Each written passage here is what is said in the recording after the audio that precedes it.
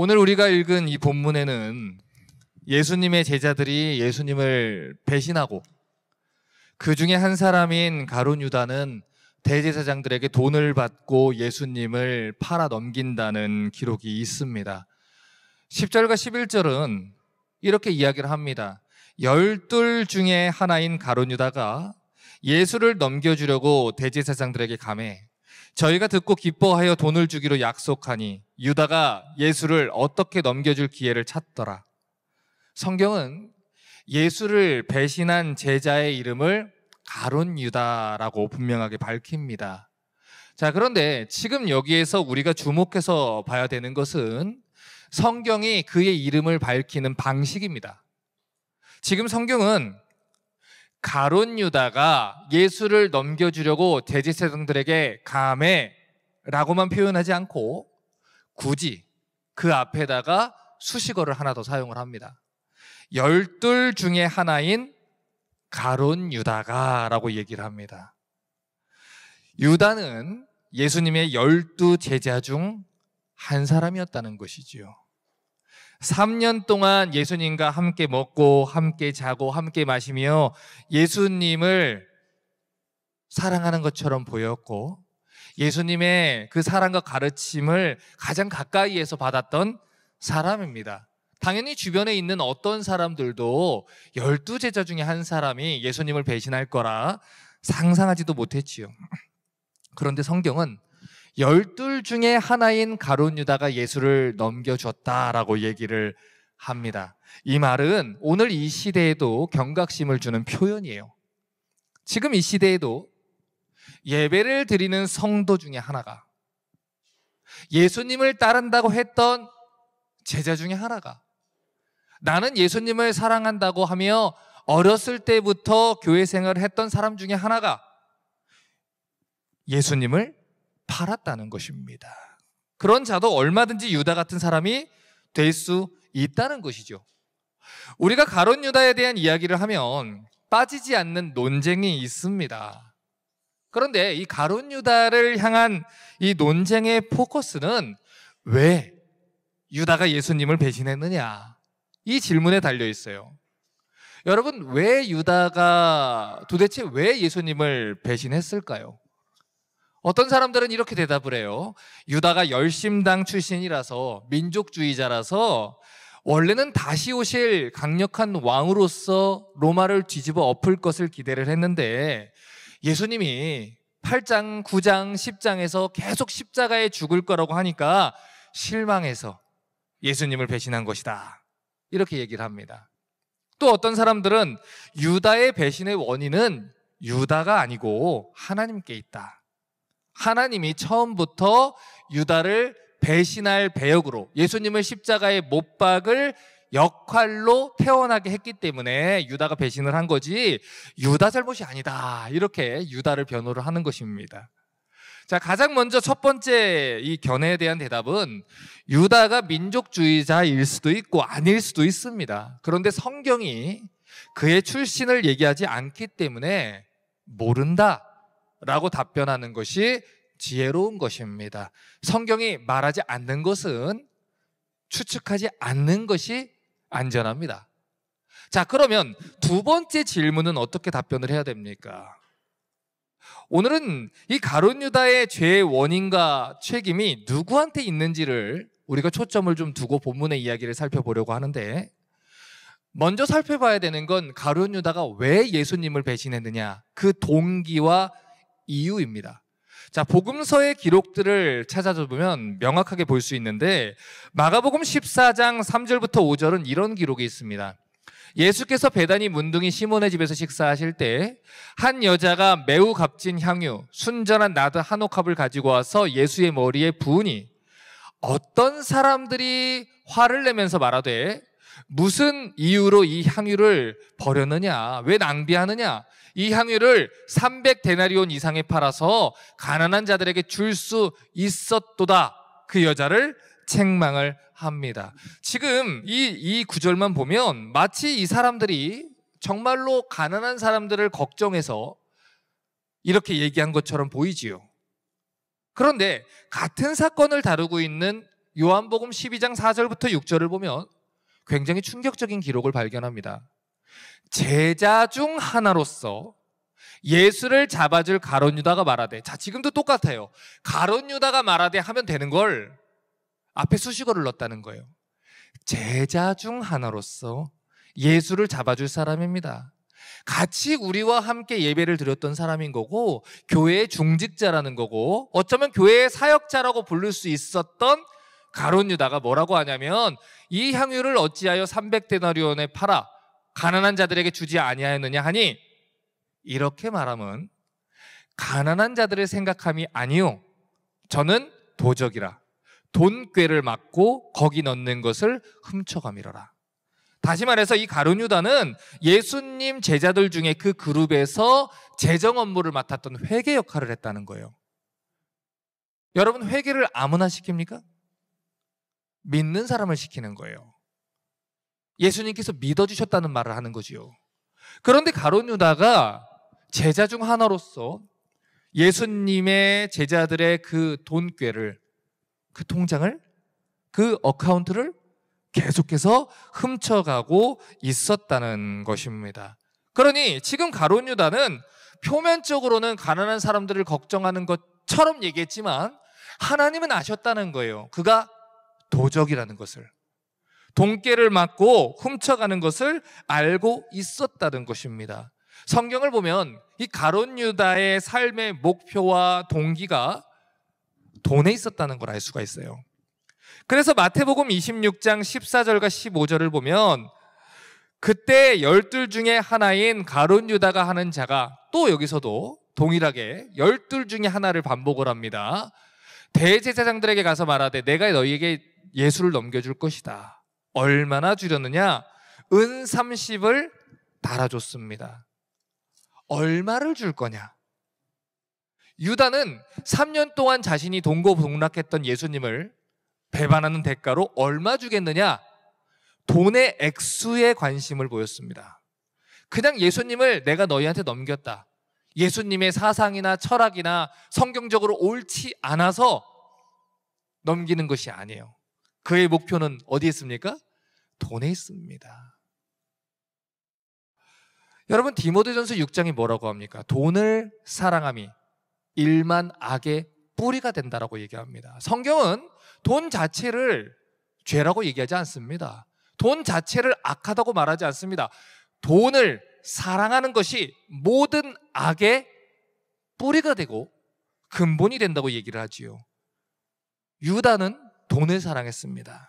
그래서 본인이 지금까지 바쳤던 시간과 수고에 대해서 보상을 받으려고 한 건지, 아니면 예수님은 끝난 것 같으니까 조금이라도 수익을 챙기려고 한 건지는 모르지만 분명한 사실은 가룟 유다가 예수님을 배신한 동기가 돈에 있었다는 것입니다. 그래서 결국에는 예수님을 은 30에 팔아넘기는 죄를 짓게 된 거죠.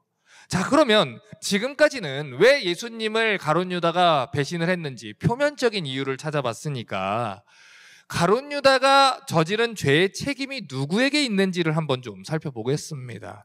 조금 더 근원적인 질문을 좀 하려고 하는데, 하나님이 없다고 하는 사람들이, 그래서 기독교를 나는 믿지 못하겠다 하는 사람들이 공통적으로 던지는 질문 중에 하나가 악의 기원입니다.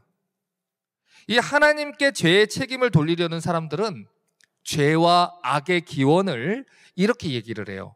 모든 것이 다 하나님으로부터 왔다면 악한 것도 하나님으로부터 온 것이 아니냐. 처음에 선악과를 만든 분도 하나님이다. 만약에 하나님이 선악과를 만들지 않았다면 인간이 그 열매를 따먹을 일도 없었을 것이다. 그러니 선악과를 만든 하나님이 죄의 창시자고 아담과 하와는 피해자다라는 것이지요. 제가 이 부분에 대해서는 저희 교회 유튜브에 웨스트민스터 소교리 문답을 통해서 답변을 해놨습니다. 그렇기 때문에 이 부분은 제가 자세하게 오늘 안 다루겠지만, 분명히 말하는 것은, 성경은 분명히 하나님은 죄의 원인이 아니고 죄의 창시자가 아니다라고 얘기를 한다는 거예요. 성경은 인간이 하나님을 섬길 수 있는 자유의지를 가지고도 스스로 타락했다라고 말합니다. 스스로 선택했다고 말합니다. 스스로 타락해서 죄를 짓고 하나님을 떠났다고 말합니다. 그래서 하나님과 인간 사이에 벽이 생긴 것이죠. 그래서 이사야 59장 2절은 죄의 책임에 대해서 조금도 양보 없이 이렇게 말합니다. 오직 너희 죄악이 너희와 하나님 사이를 내었고 거리를 내었다는 것이지요. 너희의 죄가 그 얼굴을 가리워서 너희를 듣지 않으시게 합니다. 하나님 잘못이 아니라는 거예요. 너희의 죄라는 것입니다.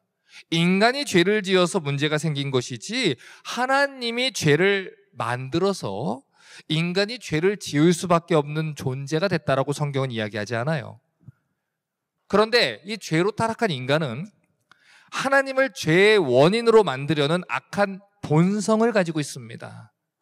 그래서 아담이 처음 범죄했을 때부터 자기가 지은 죄를 다른 존재에게 핑계하려는 습성이 생겼고요. 가룟 유다의 문제도 그렇게 해석을 하려고 하는 것입니다. 그래서 지금까지 이야기한 이 죄의 원인이 누구에게 있느냐, 이 문제에다가 하나님의 섭리, 하나님의 예정 교리를 이렇게 섞어가지고 자기가 주장하고 싶은 것을 운명론적으로 해석을 하면 이런 질문을 하게 되는 거예요. 하나님이 모든 것을 계획하고 섭리하시는 분이니까 가룟 유다는 처음부터 예수님을 배반할 운명을 가지고 태어난 게 아니냐. 그는 이미 태어나기 전부터 예수님을 팔 배역으로 정해진 게 아니냐. 이렇게 오해하는 거지요. 그런 생각을 할 수도 있습니다. 그런데 반론이에요. 이렇게 생각을 해버리면요, 오히려 더 큰 문제가 생깁니다. 여러분, 만약에 가룟 유다에게 예수님을 배신하는 문제에 있어서 선택의 여지가 없이 그냥 하나님이 그렇게 만들어서 죄를 지은 거라면 우리는 유다를 정죄할 수 없어요. 그리고 그런 논리로 하면 역사상 가장 끔찍했던 학살극을 벌였던 히틀러 같은 사람도 우리는 정죄 못합니다. 여러분, 나치가 왜 유대인을 학살을 했습니까? 홀로코스트라고 부르는 그 끔찍한 사건 가운데 유대인들이 600만 명이 죽었습니다. 600만 명. 역사 자료를 보면 나치가 유대인들을 학살을 한참 하던 중에 이 폴란드라는 나라에 있었던 유대인 라피, 이 바이스 만델이라는 사람이 로마 교황청에다가 도움을 요청을 했습니다. 뭐라고 요청을 했냐면 무고한 유대인들, 특별히 어린아이라도 구해달라. 그런 요청을 보냈어요. 이 나치 치하 가운데서 어린아이들이요 100만에서 150만 명이 죽었습니다. 그 아이들만이라도 살려달라고 한 거예요.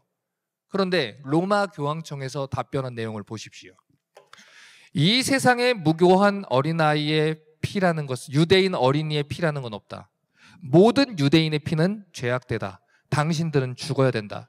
예수를 십자가에 못 박은 죄 때문에 당신들은 이런 형벌을 받는 것이다.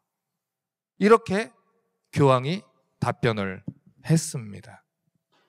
여러분, 그래서 1933년 7월 20일에 로마 가톨릭 교황이요 히틀러와 제국 종교 협약을 맺습니다. 그리고 오히려 히틀러를 정치적으로 지원해주고 종교적으로 지원을 약속합니다. 그 뒤로 불과 나흘 뒤에 7월 24일 영국 타임지에 히틀러의 이 발언이 보도가 됐어요. 히틀러가 이런 얘기를 했습니다. 유대인과의 전투를 통해서 나는 예수의 일을 하고 있다. 여러분, 그러니까 만약에 가룟 유다의 선택이 그의 의지도 아니고 하나님께서 그렇게 만들었기 때문에, 그렇게 선택했기 때문에 저지른 범죄라고 이야기한다면 세상에서 가장 끔찍한 죄를 지었던 이 히틀러 같은 사람들을 판단할 수도 없고 정죄할 수도 없다는 것입니다. 그들을 감옥에 넣을 이유가 없다는 거예요. 자, 그러면 이 시간 한번 여쭤보겠습니다. 히틀러가 천국 갔겠습니까? 지옥 갔겠습니까? 거의 모든 사람들이 지옥에 갔을 거라고 얘기합니다. 그렇지 않으면 지옥에 가야만 한다라고 말합니다. 그런데 히틀러의 죄가 하나님이 그를 원래부터 그렇게 만들었기 때문에, 운명적으로 그렇게 지어졌기 때문에 지은 죄다라고 얘기를 하면 하나님의 공의에도 문제가 생기게 되고 우리도 절대로 그를 재판할 수가 없는 것이에요. 이 시간 분명히 말합니다. 가룟 유다의 죄의 원인은 하나님께 있지 않아요. 성경이 그의 배신을 얘기를 한 것은 거듭나지 않은 인간의 그 죄악된 상태를 말하는 겁니다. 죄로 인해 타락한 인간은 언제든지, 심지어 12 중에 하나라 해도 가룟 유다처럼 자기 소견에 옳은 대로 살게 될 것이고, 자기 유익과 즐거움을 위해 얼마든지 자기 인생 가운데 예수님을 팔 수 있는 존재라는 거예요. 여러분, 사실 이 가룟 유다가 저지른 죄는 모든 악 중에서 가장 나쁜 악이 아닙니다. 유다는, 그 유다가 지은 죄는 우리도 얼마든지 저지를 수 있는 죄예요. 우리는 성경에 기록되어 있는 사람들의 죄를 얘기하면서 마치 우리는 그것만큼은 죄를 짓지 않는다라고 뒤로 숨는 경향이 있습니다. 여러분, 왜 교회 안에 율법주의가 성행하고 있는지 아십니까? 나는 그래도 저런 죄를 짓지 않는다 라고 하는 거에 숨으려고 하는 거예요. 여러분, 가룟 유다의 죄는 우리도 얼마든지 저지를 수 있고요, 저지르고 있는 죄입니다. 배신하는 것, 돈을 훔치는 것, 친구를 팔아넘기는 것, 이 세상에서도 얼마든지 저지를 수 있는 일이고요, 지금도 많은 사람들이 저지르고 있는 흔한 죄 중에 하나입니다. 다만 그 일이 그리스도와 그 십자가의 빛 속에서 비추어졌기 때문에 그 악의 실체가 선명하게 드러났을 뿐이에요. 오늘 이 부분을 여러분 잘 이해하셔야 돼요. 구속사의 흐름에서 예수님은 누군가에게 배신을 당해야만 했습니다. 그래야 십자가에 달리실 수 있었겠지요. 어쩌면 성경의 예언이 성취되는 데 있어서 예수님을 누군가가 배신하는 것은 불가피한 일이었을지도 모르겠습니다. 하지만 잘 들으세요. 그 배신을 반드시 유다가 했어야만 했던 건 아닙니다. 하나님이 유다를 배신하게 만들기 위해서 지은 건 아니라는 거예요. 다시 말해서 비난하고 정죄받기 위해서 유다를 일부러 지은 게 아니라는 것입니다. 마가복음 14장 21절에 이렇게 말합니다. 인자는 자기에게 대하여 기록된 대로 가거니와 인자를 파는 그 사람에게는 화가 있으리로다. 그 사람은 차라리 나지 아니하였다면 제게 좋을 뻔하였느니라 하시니라. 여러분, 가룟 유다를 누가 이 땅에 태어나게 했습니까? 하나님이지요.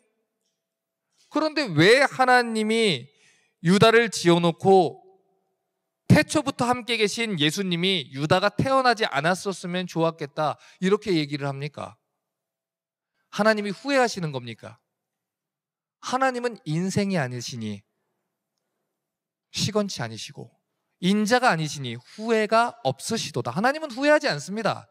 하나님은 완전하신 분이시기 때문에 후회할 행동을 하지 않으시는 분입니다. 그러면 이건 뭡니까? 하나님의 실수를 인정하는 겁니까? 아니에요. 하나님이 유다를 그렇게 지은 게 아닙니다. 이건 유다의 죄예요. 유다가 스스로 선택한 스스로의 죄예요. 지금 이 말씀은 유다가 잘못된 선택을 했기 때문에 그 죄의 결과가 치명적이기 때문에 그런 선택을 하지 않았다면 얼마나 좋았을까라고 슬퍼하시고 애통하는 표현입니다. 가룟 유다는 유별나게 악마 같은 사람이 아니에요. 그는 그저 보통 타락한 사람 중에 하나입니다. 그냥 타락한 본성을 가진 죄인 중 한 사람입니다. 하지만 그가 거듭나지 않았기 때문에, 그의 영적인 눈이 닫혀 있었기 때문에 예수님을 하나님의 아들로 믿지 못한 것이죠. 그렇기 때문에 예수님을 배신하고 죄인의 본성대로 자기 유익을 챙기게 된 겁니다. 유다는 타락한 죄인의 본성대로 행동했어요. 그래서 배신한 거예요. 그래서 예수님을 팔아 넘긴 거예요. 그리고 돈을 챙긴 거예요. 다시 말해, 이 가룟 유다의 죄악은 타락한 인간이 얼마든지 자기 죄에서 그 삶 속에서 지을 수 있는 죄악 중에 하나라는 거예요. 자, 이 문제를 해결하기 위해서 제가 중요한 질문들을 던질게요. 여러분, 사무엘서를 보면 사울이라는 사람이 등장하고요, 다윗이라는 사람이 등장을 합니다. 자, 그러면 하나님 보시기에 사울의 인생이 나쁠까요? 아니면 다윗의 인생이 나쁠까요? 여러분, 제가 예전에 이 BNF라는 성경기관에서 가르칠 때 꼭 그 부분에서 질문이 나오는데, 사울이 천국 갔습니까? 지옥 갔습니까? 사람들이 늘 물어봐요. 그런데 재밌는 게 뭔지 아세요? 다윗은 천국 갔습니까? 지옥 갔습니까는 안 물어봐요. 무슨 얘기인 줄 아세요? 사람들 보기에 다윗보다 사울이 훨씬 악하다는 생각이 있다는 거예요. 거의 대부분 사울의 인생이 훨씬 나쁘다 말할 겁니다. 왜요? 사울이 다윗을 죽이려고 했고요, 마지막에 자살했잖아요. 자, 그러면 다른 질문 드릴게요. 자살이 나쁩니까? 아니면 살인이 나쁩니까? 그냥 반사적으로 대답하세요. 사울, 다윗 막 여러 가지 생각하지 마시고, 자살이 나빠요? 살인이 나빠요? 살인이 나쁘죠. 자살하면 회개할 기회를 잃어버리니까 지옥에 갑니까? 그러면 살인은요? 살인해도 회개하면 되니까 천국 갑니까? 다시 묻겠습니다. 사울의 인생이 나쁩니까? 다윗의 인생이 나쁩니까? 사울은 자기 목숨 끊은 거예요. 다른 사람에게 피해 준 게 아니에요. 다윗은 다릅니다. 자기 부하의 사랑하는 아내를 겁탈했고요, 그 남편을 죽이기까지 했습니다. 한 가정을 망쳐버린 살인자는 사울이 아니고 다윗이에요. 다윗의 죄는 부하인 그 우리아의 아내를 겁탈하고 끝난 게 아니에요. 후회하면서 다윗이 자살하지도 않았어요. 죄는 자기가 졌어요. 근데 그 남편을 잡아 죽인 것이 다윗입니다. 자, 그러면 다시 물어볼게요. 이제 사울과 다윗 중에 누가 더 나쁘죠? 다윗이 나쁘죠. 자, 그러면 이번에는 이렇게 나쁜 놈 올림픽 같이 되는데, 이 가룟 유다와 다윗을 비교해 보겠습니다. 가룟 유다는 자기 죄 때문에 자살했습니다. 미안하고 죄송하고 후회해서 목매달아 자살했습니다. 그런데 다윗은 어떻게 했습니까? 자기 죄를 덮으려고 다른 사람을 죽였습니다. 그러면 누가 더 나쁩니까? 다윗이 나쁘죠. 여러분, 우리가 가지고 있는 한글 성경은요, 가룟 유다가 예수님을 배신했다라고 얘기를 합니다. 그렇게 번역을 했어요. 영어 성경 킹 제임스 버전이나 NASB 번역도 배신했다라고 번역을 합니다. 그 배신한 행위를 강조하기 위해서 betray라고 번역을 했어요. 그런데요, 가룟 유다의 이야기 속에서 배신이라고 번역된 헬라어 단어는요, betray가 아니에요. 넘겨주다라는 단어라서 정확하게 번역하면 handover라고 번역을 해야 돼요. 성경에서 동일한 단어가 쓰인 다른 용례들을 보면, 그런데 이 단어는요, 한결같이 배신이란 단어로 쓰이지 않아요. 넘겨주다, 핸드오버로 번역이 되어 있다고요. 그런데 유독 가룟 유다의 사건에서 번역을 할 때만 성경 번역자들이 배신, betray라는 단어를 썼어요. 왜요? 왜 그렇게 번역을 했을까요? 여기에 번역자들의 의도가 들어간 거예요. 그가 유난히 더 더러운 죄인이었다라는 걸 강조하고 싶었던 거예요. 예수님을 팔아넘기다니, 내 주 예수님을 십자가에 못 박혔다니 가장 추악한 죄다라는 걸 강조하고 싶은 것이죠. 그런데 실제 헬라 성경은 거기에 초점을 두지 않아요. 유다가 더 더러운 죄인이라서 그 죄를 지었다라는 데 포커스를 두지 않아요. 성경이 진짜 포커스를 두는 것은 그가 12 중에 하나였다. 그리고 그가 죄를 짓고 어떻게 행동을 했느냐, 그 이후의 행동에 초점을 맞추는 게 성경의 포커스예요. 여러분, 유다가 예수님을 넘겨준 뒤에 어떻게 했습니까? 마태복음 27장 5절에 은을 성소에 던져놓고 물러가서 스스로 목매어 죽은지라 라고 얘기했습니다. 자, 보세요. 성소에는 우리 죄를 위해서 죽으신 예수 그리스도의 피를 힘입어 들어가는 거예요. 거기는 배신한 제물이 들어갈 때가 아니에요. 대신 죽어야 되는 건 예수 그리스도예요. 희생 제물이에요. 그런데 자기가 스스로 목매어 죽었어요. 바뀌었다고요. 들어가고 나와야 되는 것이 바뀌었다고요. 유다는 후회를 했어요. 목매고 자살을 했어요. 회개하지 않았어요. 그리스도의 피 묻은 그 손을 의지하여 성소에 들어간 것이 아니라 자신의 죄를 후회하며 스스로 후회하며 목매어 죽었어요. 십자가를 붙들고 용서를 구한 게 아니에요. 정죄의 밧줄에 스스로 목을 메었습니다. 여러분, 성경이 가룟 유다의 인생을 통해서 우리에게 보여주는 것은 십자가 없는 죄인의 인생이 결국 어떤 결과를 맞이하게 되느냐, 이것입니다. 여러분, 성경은요, 가벼운 죄든 큰 죄든 예수의 십자가 없이는 우리가 모두가 다 멸망당할 처지에 처했다, 이렇게 말을 해요. 물론 우리는 가룟 유다 같은 사람들을 예로 들면서 그 뒤에 숨고 싶겠지요. 그래도 나는 유다 같은 죄는 짓지 않았어. 그래서 성경을 볼 때도 나의 죄를 보기 위해서, 나의 의를 내세우기 위해서 내가 보고 싶은 대로 성경을 보는 거예요.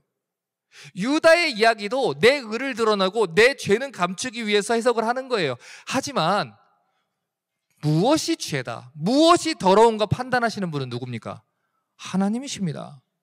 우리끼리 서로 누구의 죄가 더 심각한지 아무리 논쟁을 벌인다고 해도요, 그것과 상관없이 예수 없이는, 예수 십자가 없이는 누구에게도 소망이 없다라고 성경이 얘기를 한다는 말이에요.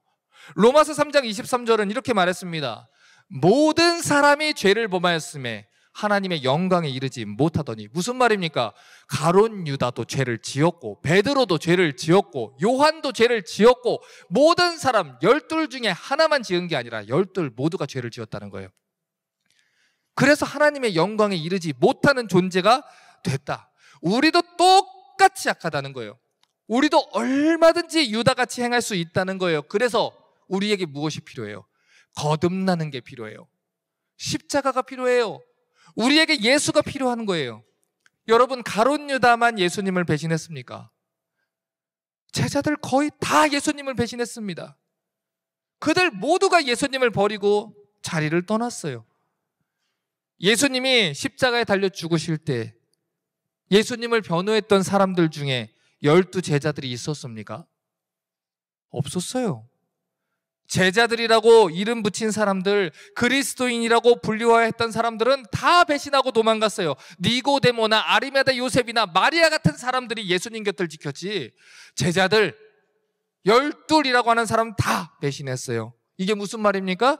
그들 모두가 예수님 배신했고요, 우리도 얼마든지 예수님을 배신할 수 있는 사람들이라는 거예요. 여러분, 가룟 유다는요, 제자들 가운데 있으며 깜쪽같이 죄를 숨기며 살았습니다. 그들의 친구인 것처럼 했고요, 예수님의 충성된 제자인 것처럼 했고요, 예수님을 가장 사랑하는 재정 담당으로 그 자리에 있었습니다. 신실한 제자인 척 행동을 했습니다. 그는 악인이면서 제자인 척 했고요, 거듭나지 않았으면서 거듭난 척 했어요. 가난한 자들에게는 요만큼도 관심이 없었으면서 그들을 불쌍히 여기는 사람인 것처럼 행동했고요, 예수님에게는 아무런 관심이 없었으면서 그 모든 돈을 예수님을 위해서 사용하는 것처럼 행동했습니다.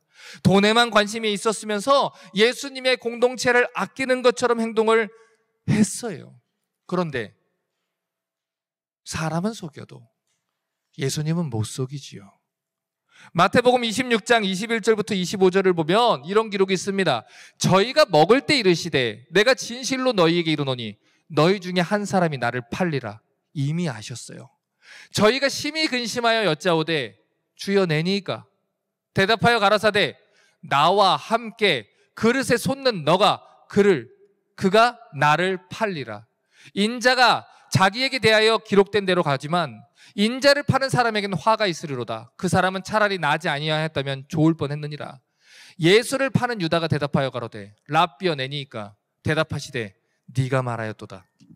여러분, 예수님을 배신하기로 작정한 죄인의 뻔뻔함을 보십시오. 가룟 유다는 이미 대제사장들하고 다 짰습니다.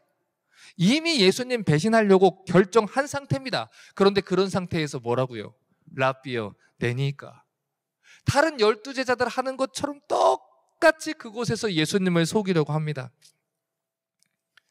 이미 팔아넘기기로 작정해놓고 예수님과 아주 절친한 것처럼 빵 조각을 받습니다. 그게 가룟 유다입니다. 예수님과 상관없이 살면서 예수님과 상관이 있는 것처럼 속여온 인생이라는 것이지요. 여러분, 그런데 문제는 여기 있는 우리도 얼마든지 이렇게 살 수 있다는 거예요. 살고 있을 수 있다는 거예요. 교회는 다니지요. 12 중에 하나인데요. 예수를 믿는다고 하지요.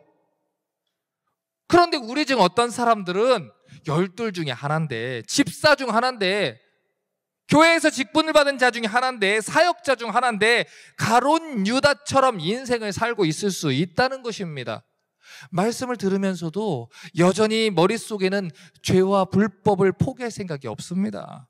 죄를 지으려고 이미 작정을 했고 죄를 짓고 이 자리에 왔습니다. 그런데 거룩한 척, 경건한 척 앉아 있을 수 있습니다. 그리고 말씀을 듣고 그 앞에서 손을 들고 회개하며 눈물을 쏟으면서 말합니다. 주여 내니까.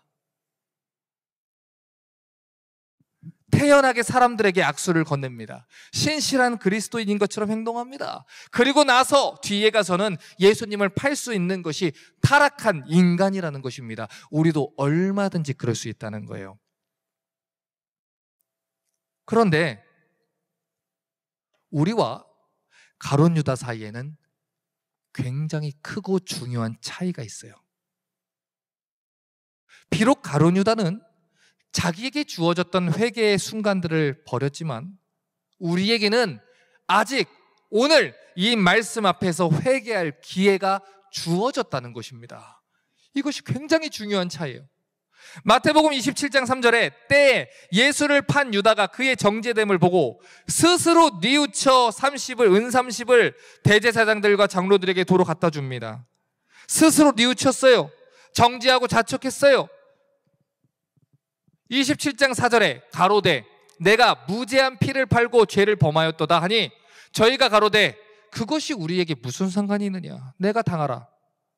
고민하고 생각해 보니까 내가 예수님을 배반한 게 잘못된 일이다 깨달았어요. 그래서 돌이켜 보려고 문제를 해결하려고 애를 쓴 거예요. 그런데 상황이 녹록지가 않아요. 되돌릴 수가 없어요. 그래서 유다가 어떻게 합니까? 은을 성소에 넣고 물러가서 스스로 목매어 죽은지라. 유다의 이야기는 유다가 자기 생명을 끊는 것으로 자살하고 회개할 기회를 포기하는 것으로 인생을 마무리합니다. 여러분, 그런데요, 성경의 기록을 잘 보세요. 예수님이 부활하신 후에 자기를 배신했던 제자들을 다시 찾아갑니다. 가서 예수님을 의심했던 도마도 다시 찾아가고요, 예수님을 부인하고 저주까지 했던 베드로도 다시 찾아갑니다. 다시 찾아가서 제자들을 다시 세워주고 다시 사명을 주십니다.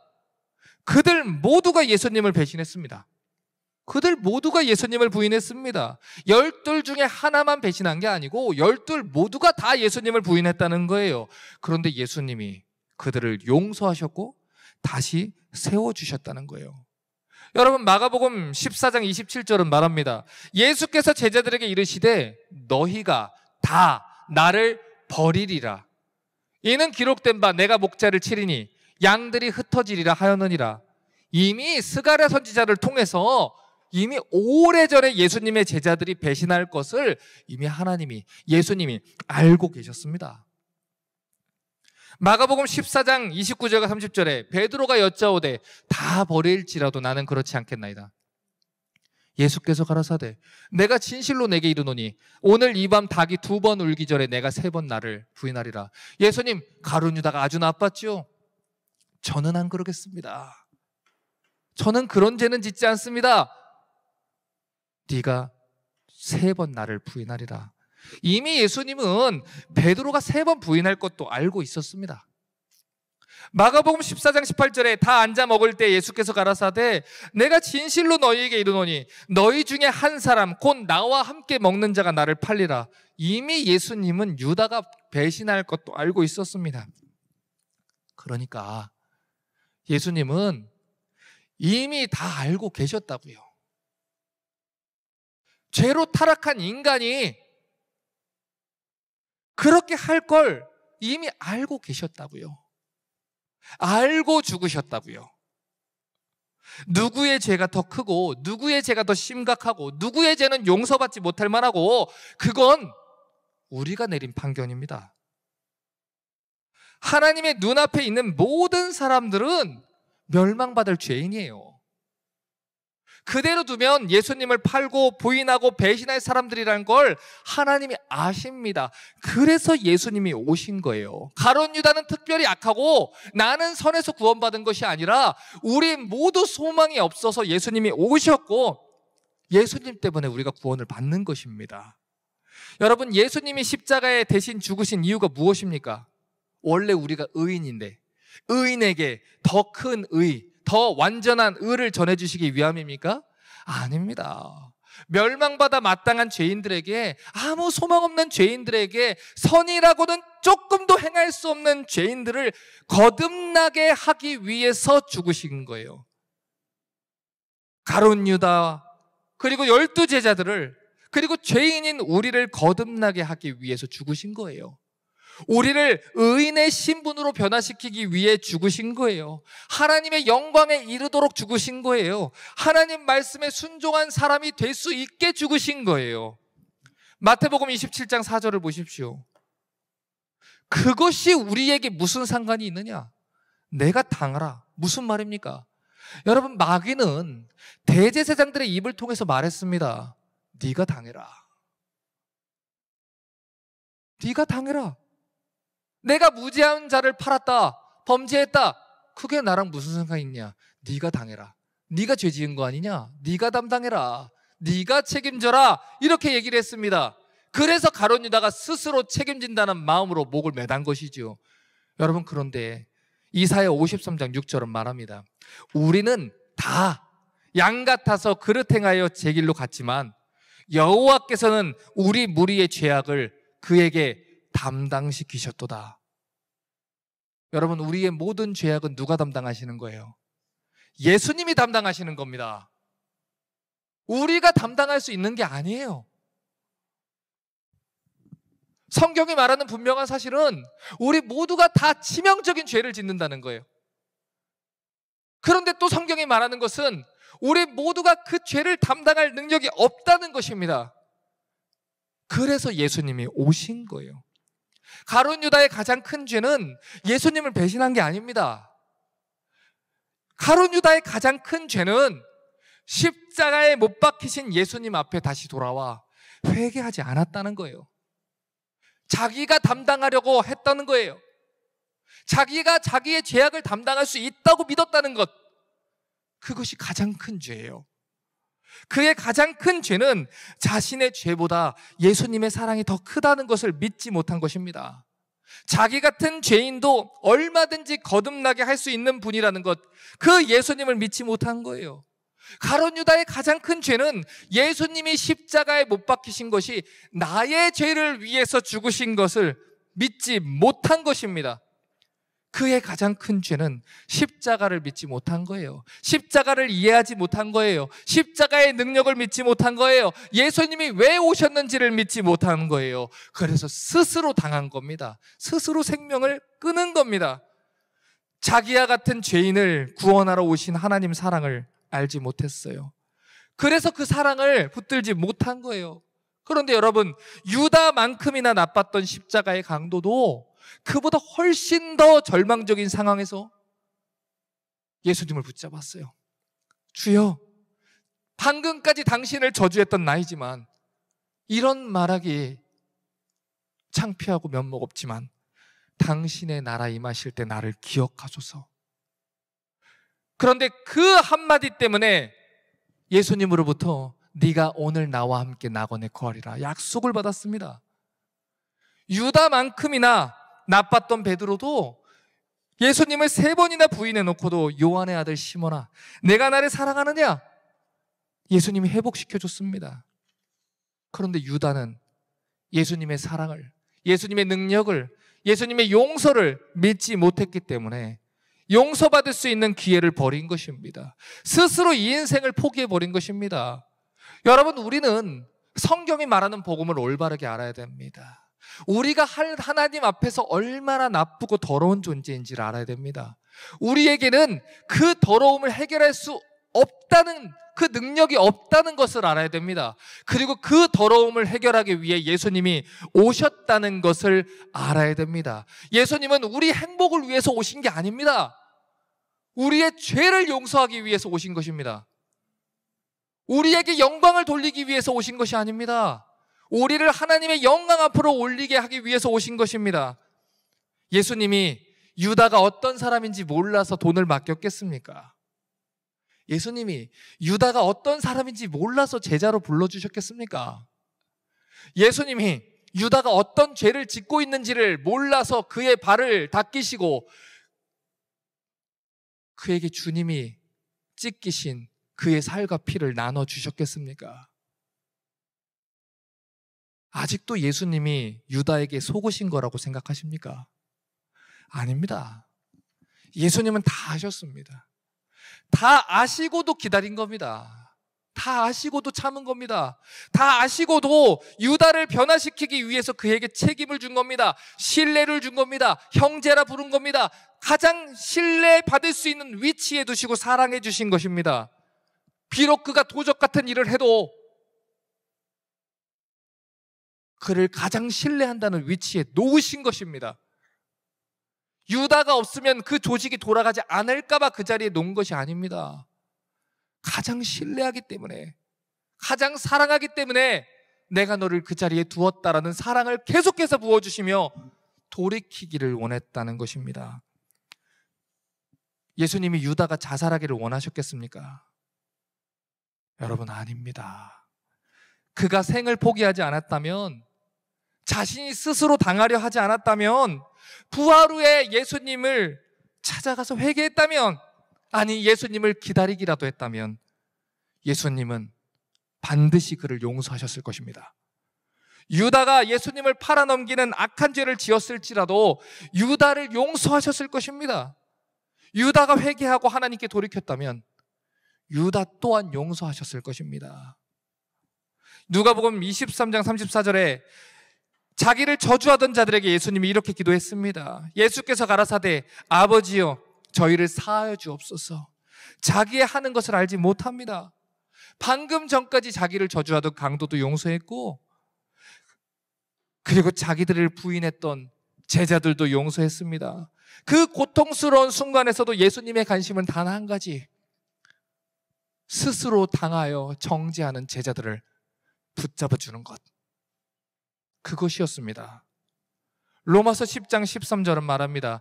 누구든지 주의 이름을 부르는 자는 구원을 얻으리라. 이게 성경의 약속입니다. 여러분, 이 약속에 가룟 유다는 들어가지 않습니까? 여러분, 이 약속에 우리같이 더러운 죄인들은 들어가지 않습니까? 누구든지라는 것입니다. 어떤 죄를 지었든지 어떤 과거를 살았든지 주의 이름을 부르는 자는 구원을 얻으리라. 요한복음 3장 17절에 하나님의 아들을 세상에 보낸 것은 세상을 심판하려 하심이 아니요 저로 말미암아 세상이 구원을 받게 하려 하심이라. 이것이 하나님의 약속입니다. 그런 예수님이 유다가 자살하기를 원하셨겠습니까? 아닙니다. 유다가 예수님의 사랑을 믿지 못한 것입니다. 요한복음 5장 40절은 말합니다. 그러나 너희가 영생을 얻기 위하여 내게 오기를 원하지 아니하는도다. 하나님께 핑계하지 마십시오. 언제나 문제는 사람입니다. 우리는 하나님께 죄를 핑계할 수 없습니다. 하나님은 우리를 구원하기 위해 당신의 생명조차 걸었습니다. 그 이상 무엇을 더 걸 수 있겠습니까? 유다가 십자가 위에서 용서받는 강도의 모습을 봤다면 그의 인생이 달라졌을 겁니다. 그가 눈을 들어서 본 것이 자살을 위한 밧줄이 아니라 자기를 위해 십자가에 달리신 그리스도였다면 인생이 달라졌을 것입니다. 그런데 유다는 예수님께 나오지 않았습니다. 가룟 유다의 가장 큰 죄는 돈을 훔친 게 아닙니다. 예수님을 배신한 것도 아닙니다. 영생의 약속을 받기 위해, 죄의 용서를 받기 위해 예수님께 나오지 않았다는 것입니다. 이제 설교를 마무리합니다. 우리 중에도 가룟 유다 같은 사람들이 많이 있을 것입니다. 겉으로는 드러나지 않지만 하나님은 이미 정체를 알고 있는 유다 같은 사람들이 분명히 있을 것입니다. 사람들 앞에서는 제자인 척하고 심지어 하나님마저 속일 수 있다 생각하는 그런 유다 같은 사람들이 분명히 있을 것입니다. 경건을 이야기하는 것 같지만 삶으로는 예수를 배반하고 살고 있는 거듭나지 않은 죄인들이 분명히 있을 것입니다. 그래서 어떤 사람들은 설교를 듣는 것을 괴로워합니다. 하나님의 말씀이 귀에 들릴 때 괴로워하고 예배를 피하려고 합니다. 적당히 숨어서 살고 있을 때는 괜찮았는데 오늘 선포되는 말씀이 나를 지적하는 것 같고, 예수님이 유다에게 떡을 집어주시며 네가 말하였느니라, 네가 그니라 라고 하신 것처럼 그 살아계신 여호와의 말씀이 그 방향이 자기를 행한 것 같을 때는 그 자리를 피하거나 떡을 집어준 자를 팔아 넘기는 일을 합니다. 결국 그러다 교회를 떠나게 되기도 합니다. 그러시면 안 됩니다. 그것은 가룟 유다의 길을 걷는 것입니다. 예수님이 떡을 집어주실 때는 회개하고 돌이키라는 기회를 주시는 것입니다.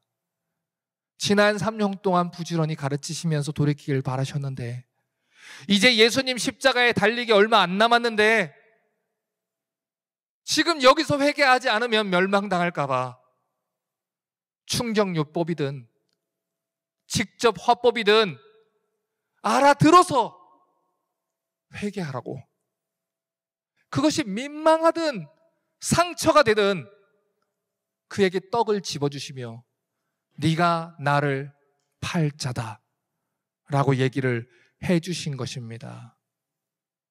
거듭나지 않은 사람들은 그것을 지적이라 말하고, 거듭난 사람들은 그것을 지목하시는 은혜라고 부르는 것입니다.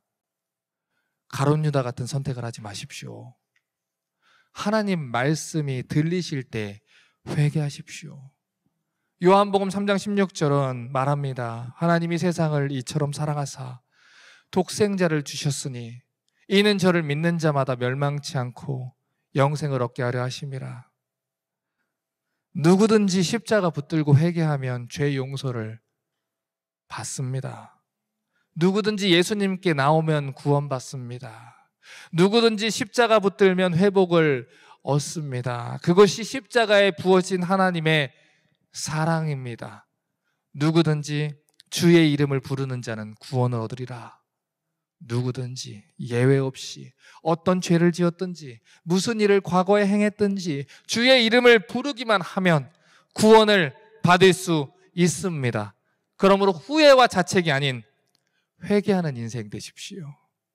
예수님이 주시는 그 말씀의 떡을 붙들고 회개하고 용서받으시기를, 그래서 구원받는 인생 되시기를 주님의 이름으로 축복합니다.